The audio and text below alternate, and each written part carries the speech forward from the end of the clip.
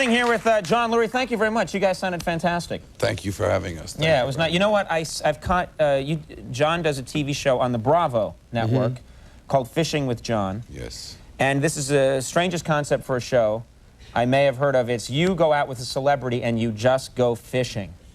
Yeah. And it's a different celebrity each time. And what I've always thought whenever I watch it is the incredible bravery, because, you know, 6 times out of 10 that you go fishing, you don't catch anything. But you go out there, you always manage to catch something, but aren't you ever afraid if you go out with a celebrity and you don't catch anything? Well, you know, actually, the better shows are the ones where we didn't catch anything. But when we first started and we did the one with Tom Waits, Tom got seasick, and we had to move the whole thing into very, very shallow water where there was no chance of catching anything. And we actually bought these fish from this guy. You bastard. But apparently... I saw that show and I was like, yeah, they caught a fish. And then I realized it had one of those supermarket little Daiki No, but it was on alive, but you kind of had to... But apparently, a lot of these fishing shows that you see, they have like 18 guys the day before catching fish and keeping them alive so that, you know, that I believe this to be true. So you're casting aspersions on all fishing shows? No, I'm telling you how it's done. Okay, okay. The people you've had, Tom Waits, Matt Dillon, Dennis Hopper, are these all friends of yours?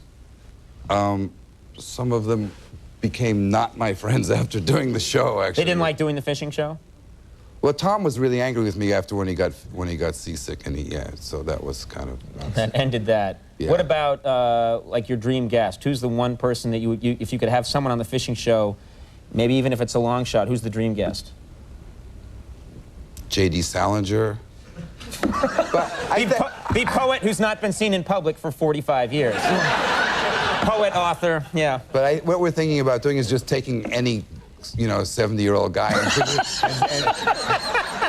and saying that it indeed is finally J.D. Salinger. No one's gonna know. That's a great idea. And then you're buying the fish anyway, so why not? It's all a lie. They're not always, but then Castro might be a possibility, which would be really... You get Fidel Castro. I was interviewed recently by this Swiss journalist who had just interviewed Castro and said he was a big fisherman. He was kind of looking for a way to sort of, you know, and so I thought, you know, I could. And you know that Castro tried out, I think, if this might not be true, Castro, I think, tried out for the Yankees a long... I heard that in the 50s he tried out. Yes. Yeah. That's a true story. He was a ball player in Cuba and he tried out back then. Yes, and so you know, my first question for him would be, if you had been able to hit a curveball, would JFK still be alive? Would be my first question. Well, on that happy note, what a terrific show we've had.